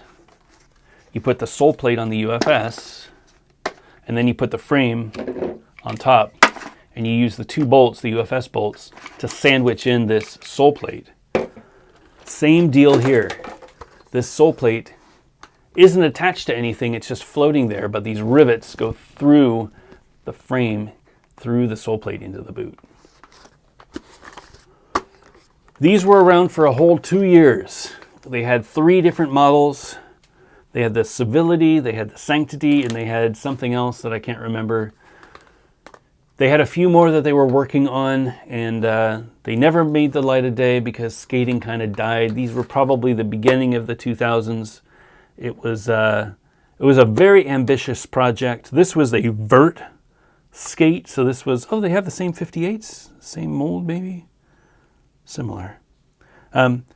Very ambitious. This was a vert skate, so it had a really high cuff, really high liner. A lot of support up there. It had a double strap so you could buckle it on, and then there's a Velcro buckle as well. Really crazy. But we did a whole video on the history of the Bauer Sanctity. If you're interested, one of the other Gear Talks, you can go find that. Really thankful to have these. Ronnie, thank you so much for sending. It was one of those skates that I really wanted, super popular back in the days, and it is an immaculate, I mean, it's still got mold lines on the wheels. Just amazing. It's like it was barely skated. So these will definitely find a place. I need to find a way to display skates that isn't from the carry strap, because these don't have carry straps, and a lot of these skates don't have carry straps. So I need to get like cubes, or who did I saw? I saw somebody with like pegs that went out, and they just slid the skates like 2 pegs like this. That was really cool too. I'll figure out a way to display them because I've got way too many skates and not enough wall space. And there's a lot of skates down here that are just hanging out that I'd like to put up on the wall somewhere. Anyway, thank you so much. In the box, there were a few other things that I'll show you. Nice letter, of course. Love getting letters from people. We got the subscription card to Inline Magazine. If you would like to subscribe and learn how to do grinds, once in a lifetime offer. Don't pass this up. I wonder if it would go anywhere now.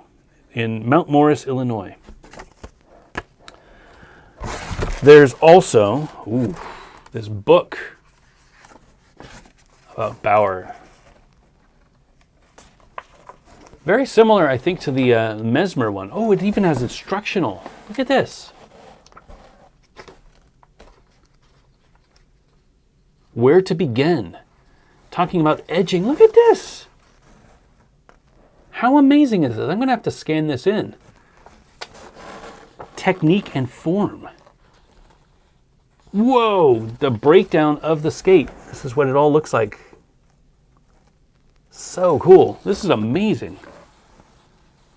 I want to do that for our skate. Break it all down.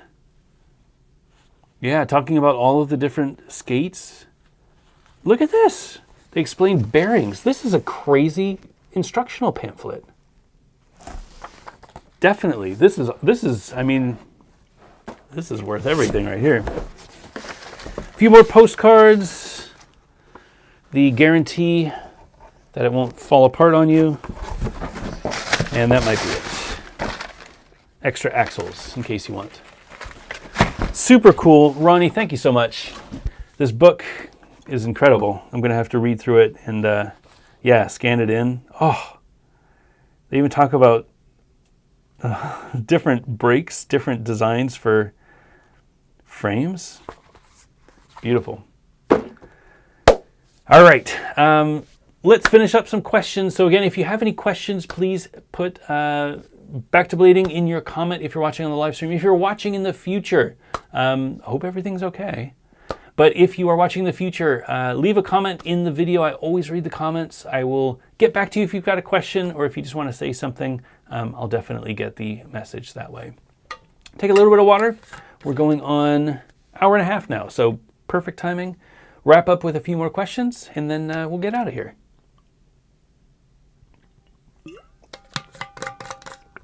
And I will say that if you are looking for a helmet, you know, I do this at the beginning of the show, but I'll do it in the middle of the show as well. We've partnered with our friends over at thehelmetinitiative.org to do a helmet giveaway. They've been giving us some helmets so that we can give them away to a lucky viewer. I love making sure that everybody has access to a helmet. Now, I know that not everybody wears a helmet when they skate, but I want to make sure that money isn't the reason you're not wearing a helmet. If you don't want to wear a helmet, that's fine. You know, you're an adult, you can do whatever you want. You're probably an adult and you can do whatever you want. But if you want a helmet, I'm going to try to help you out. The Helmet Initiative has sent us a bunch of helmets to give away. Backtoblading.com/helmet. We give away one helmet for every episode of Gear Talk. We're able to do this because we get free helmets to give away. And I also have a Patreon, patreon.com/backtoblading. If you've got a few extra bucks, that's a good way to help support the channel. If you're outside of the US, we send you money instead of a helmet because it costs so much to ship and to import. So that money comes from our Patreon supporters as well. If you are a student, if you have debt, if you're out of a job right now, I don't want your money. This is only for people who have a couple extra bucks a month that want to support the channel. It's no pressure at all, but people do ask how they can support me. And this is a great way to do it. It goes straight to the Helmet Initiative, keeping the servers running, things like that. Backtoblading.com/helmet for signing up and putting your name out there. I pick one person at random for every episode. And thanks to helmetinitiative.org for helping us out with that. All right, let's do some questions.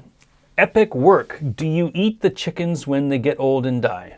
Are you talking about my chickens in my backyard? No. So first of all, I don't know how inside chicken you want to get, but layer chickens don't taste so great, apparently. I've never eaten one of our chickens. But we get a special breed. There's a bunch of breeds of chickens that you can get. The breeds of chickens for laying eggs is different than the breed of chickens for eating. Eating chickens are usually fed with stuff and genetically modified so that they can have big breasts, because that's what the U.S. likes to eat. The layer chickens are a completely different style. You want young chicken when you're eating. So if you want to eat chicken, I don't know how this got into this direction. If you're eating chickens, you want to get younger chickens. Our chickens, when they get old and they stop laying eggs, we keep them as pets. So they're still living their life out in our backyard, enjoying their life until the day that they die. And we've had 3 rounds of chickens now. This is our 3rd round. We've been in the house for about 8 years. So chickens last about 4 years or so. They start laying within 6 months. They lay more during the warm months. So we get usually an egg a day from each chicken throughout the warm months, and usually one every other day when it's below freezing. So right now we're getting less eggs, but they're still eating as much as they would normally eat during summer. It's really great to have chickens.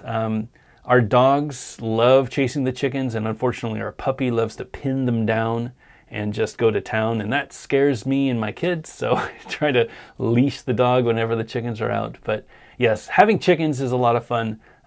If you live in an area that you can have chickens, I highly recommend looking into it. The eggs that you get from a chicken that you raised in your backyard are completely different than the eggs that you get in the supermarket. They're a very dark orange yolk. They're a lot more nutritious. They don't have, usually the shells are different colors. Some of them are blue, some of them are like a reddish maroon.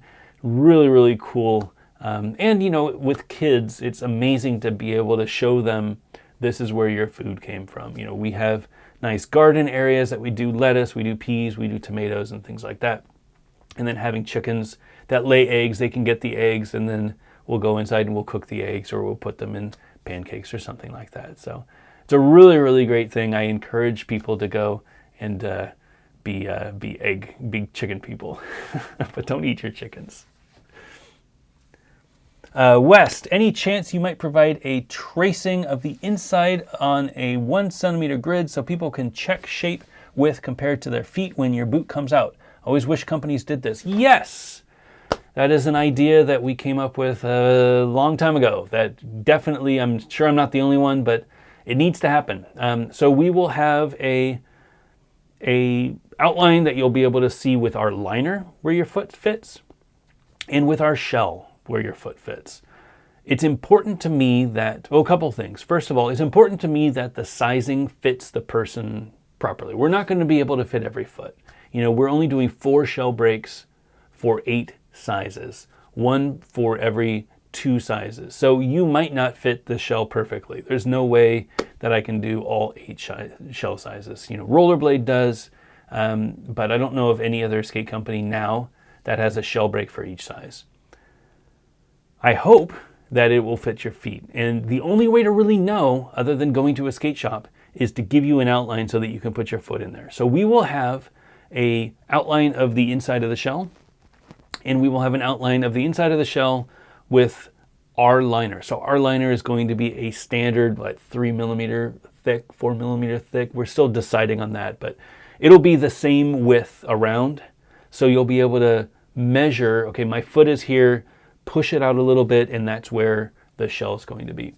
In addition, we're going to sell them linerless. So you'll be able to buy the skates without the liner, because I know a lot of us already have Intuitions. You don't need to buy another, skate with an Intuition liner if you already have an Intuition, or you have a liner that you already like. And that's really important, to put your liner on an outline and see where it fits. So they will be downloadable. You'll be able to print them out. If you don't have a printer, I don't know what to tell you. You could probably have a center. We'll probably put it on a grid or something like that, but get yourself a printer. You should have a printer. Even though you don't print that much, you never know when you need a printer. You should probably get a printer. They're super cheap nowadays. I mean, they cost less for a printer than it does for a replacement toner cartridge. So you should get yourself a printer. Even if you just put it aside, it's a good thing to have. But yes, we'll have as much information as possible. We want to make sure that we live in a world that might not have skate shops available, you know, and I hate saying that, but I feel like, you know, the more information that we can give consumers, the more educated skaters are, the more they'll know that they can support us or they won't be able to support us, you know? Like there's nothing worse. I hear it all the time on the Gear Talk. There's nothing worse than getting a new pair of skates that you're so excited about and they don't fit. And that's absolutely unacceptable if they know the size. There's no way, like you put your centimeter, your foot up there, you have a sizing chart that says this is how you measure your foot. If it fits, it fits. And how many times, you've seen my videos, how many times have I gotten a size 44 skate and it doesn't fit because it's too small? At least a handful of times. That sucks because I'm an educated skater and I know what the skates are supposed to feel like. If I'm not and the skate doesn't fit, I'm blaming myself. Or I'm saying, oh, I guess skating isn't for me because I can't deal with the break-in period.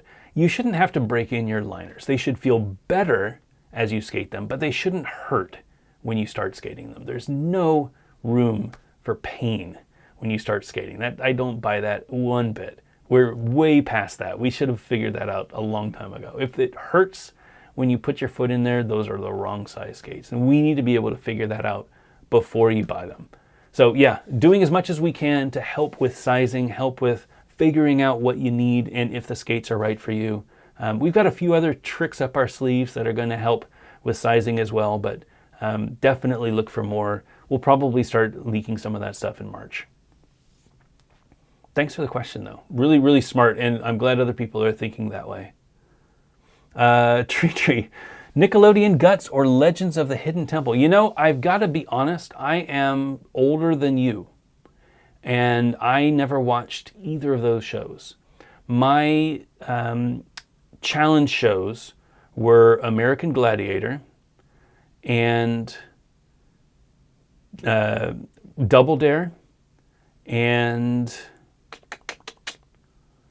that's probably it. Do you remember there was a skating show? What was it in the 90s? Roller. It was like American Gladiator, but on skates. Somebody out there remembers that, and somebody remembers that name.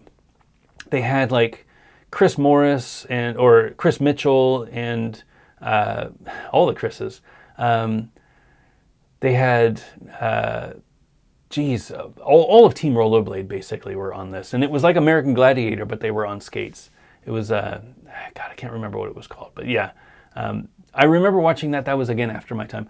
I know Guts, and I know Temple of the Forbidden, Legend of the Hidden Temple, from watching YouTube channels explaining it, and that's where I learned about it. So of those two, probably Hidden Temple is the best because it looked like an awesome show. But yeah, I was too old for that. I never watched any of them, and I'm 46, so I missed some of it. But definitely remember growing up with Double Dare. That was my game show. And then You Can't Do That on Television. Those are the only two real Nickelodeon shows that I think I grew up with. Great question though, and I loved your Jump Street Tree. That was really great. I listened to it this past weekend, so definitely thanks for going on and telling your whole story. It's great to hear more about you. Any chance that you're bringing some I Got New Skates shirts to Bitter Cold? I can. I have that logo. Yeah, I might. I haven't done much merch for Back to Blading. You know, I have this one shirt that I wear on my reviews. It just sits here. And I do have a I Got New Skates shirt. Chris Piasek did that logo. It's an amazing logo, and I honestly forgot all about it. I'd love to get some of them printed up, especially now that I have the shop. I think people would love to come in and support and buy a shirt. The problem was the minimums. You know, doing shirts, we do 72 shirts at a time, and that's a lot. But I can look into bringing some. Let me write a note. I'll see what I can do. Thanks for that. And yeah, I will be at Bitter Cold, although the skates won't be here for Bitter Cold. We will have a booth. Fitty Fitty and Chroma will be fully represented. I'll probably bring out some Compass stuff as well. But we'll have Fitty Fitty and Chroma. We'll have some new stuff to share. I don't know if we'll drop it at Bitter Cold. Maybe I can. Got about 3 things, I think, that should be landing around that time if freight doesn't take forever. I think it ships next week, so it'll be close. But we might be able to have them. I think you're going to be really excited about this stuff. We'll see if the timing works out, though. Anyway, thanks. That's a great idea. I'll see what I can do.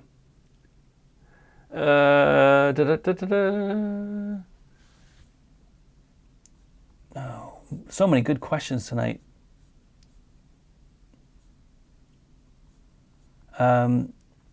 Zach, Tree Rudolph Pro Frame? No, not yet. We'll talk about it. I know that he's looking for sponsors, so let me see what I can do.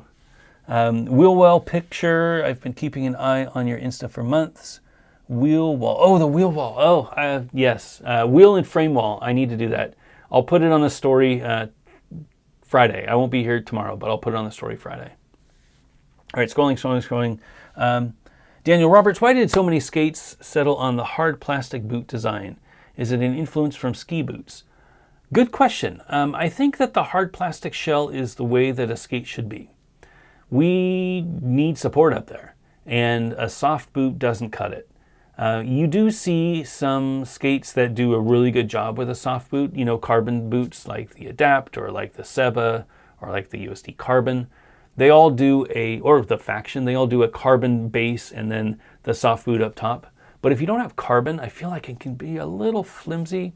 I haven't really skated enough plastic shells that do, though. I think the FM3s that I skated, the Gods, these ones, where are they?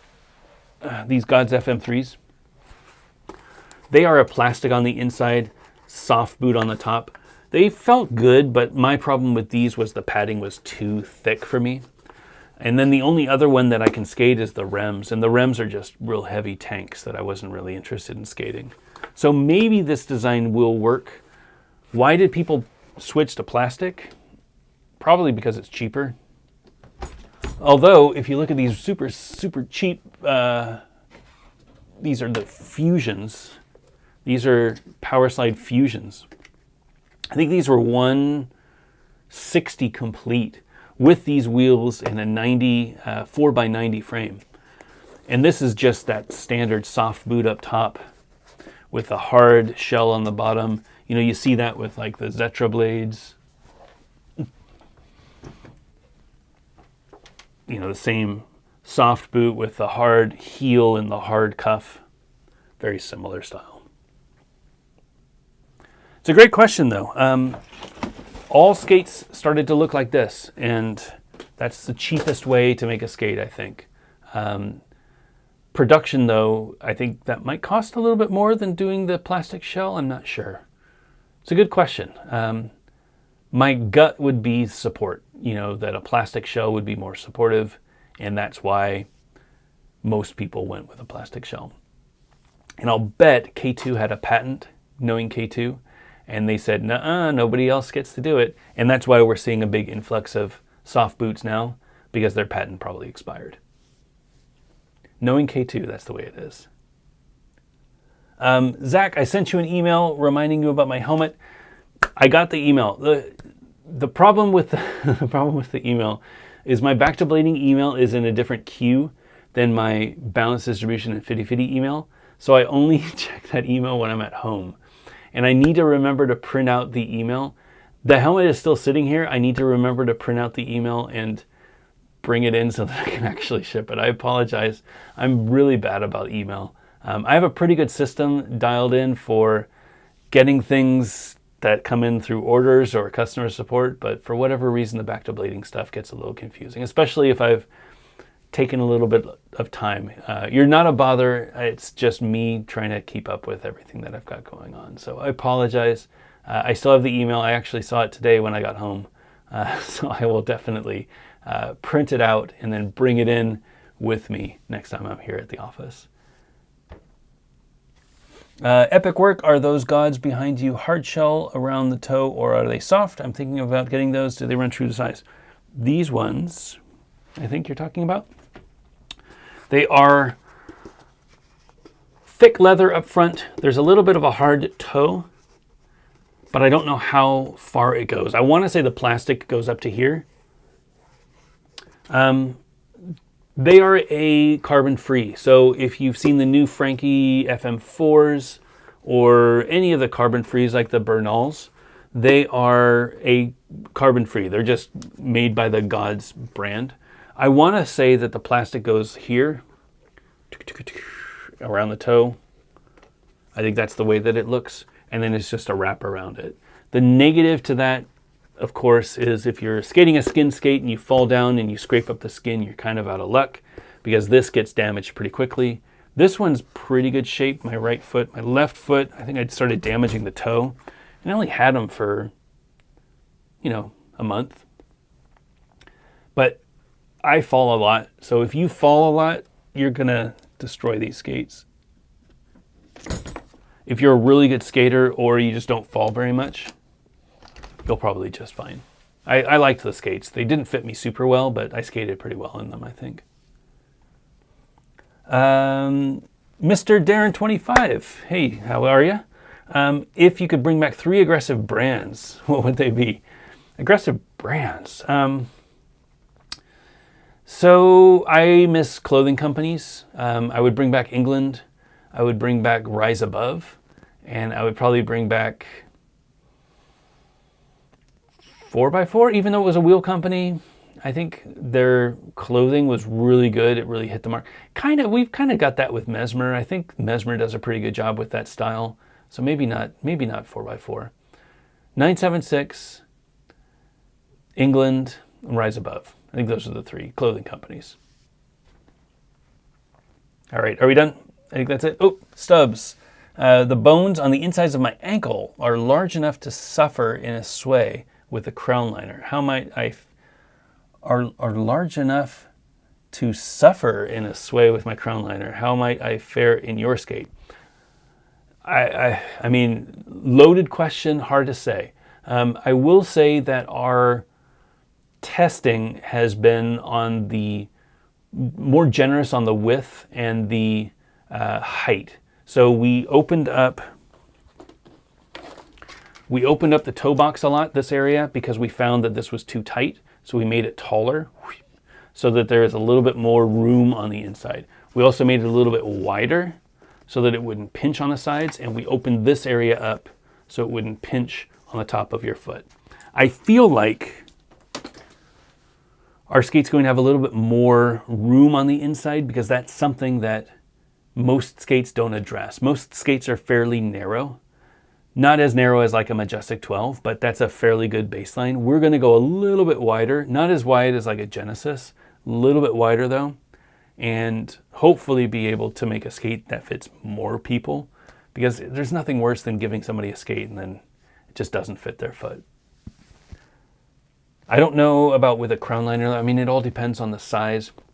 Crown liners are pretty fat, so skating a crown liner in a sway, I mean, it's hard to say. If you're skating, if you're at the bottom of the shell break and a crown liner fits, then that makes sense. If you're at the top of a shell break and you crown liner and it doesn't fit, it's a hard question to answer without getting more information from you. But I will share as much from a sizing perspective as I can as soon as we have it. Just know that we are doing our best to make them fit. And that's what is taking a while, is we want to make sure that we get the fit dialed in before we commit to a mold, because the fit is super important to me. Great question, though. Adama, Blade Warriors. That was it. It was Blade Warriors. I see Anuj got it as well. And Sean, of course, got it. Blade Warrior entry, Blade Warriors. Yes, it was Blade Warriors. What a crazy time to be alive. I remember, actually, I wrote a letter to Daily Bread. If you have an old archive of Daily Breads, I wrote a letter and it was published in Daily Bread. This was my first contribution to Daily Bread. I wrote a letter about living in the dorms in San Jose and not having anybody to skate with and watching Blade Warriors and being frustrated that all they did was fall down the stairs versus hitting the handrail. And looking back now, I was, 19 maybe when I wrote that letter. I thought it was cool. I was missing my friends that I was skating with. I was living in San Jose. This was before San Jose was a thing. This was before, I met John Julio. So this was before I knew skating was, even a thing in San Jose. But I would skate around downtown and I would see nobody. I was very alone and I got frustrated and wrote a letter to Daily Bread, complaining about Blade Warriors. What a time. Joseph Lux, I'm assuming your new skate will have shock absorbers. Will there be choices for thickness or one standard size? Eventually, yes, thickness and durometer. So not only will you have a little bit more forward lean if you want, or less forward lean, but you'll also have solid or cushy. So if you want a little bit more bounce or a little bit more responsiveness. We're trying to make little adjustments, things that should be standard in a skate that needs to be an adjustable piece. Why have a flat sole if you don't have different heights of your forward lean or different puffiness, right? All that needs to be done. We're going to work on that. Probably not at launch. I have a lot of dreams. Version 1 is never going to be perfect, but we're working towards it. That's definitely in the plans. Probably within the first year, I think. Oh, it just scrolled again. All right. Zach, yes, send me an email on the Balance email address. I'll print it out, but yeah, if you don't hear anything from me by Friday, send me another email at law@balancedist.com. I'll take care of you there. Epic Work, should I measure my foot with socks for sizing? Yeah. I mean, you're never going to skate without socks, right? So the things that you can control, you will always skate with socks. I usually wear fairly thin socks when I skate, so it doesn't take too much extra.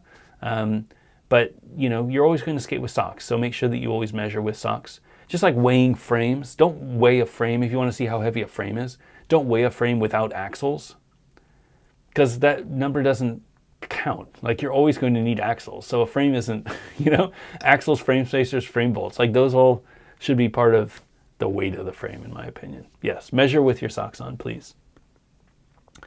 Would you be able to bleach a black shell enough to dye it? Ooh, I wouldn't do that at all. I wouldn't touch bleach with plastic. I think that would be bad for the quality of the plastic, in my opinion.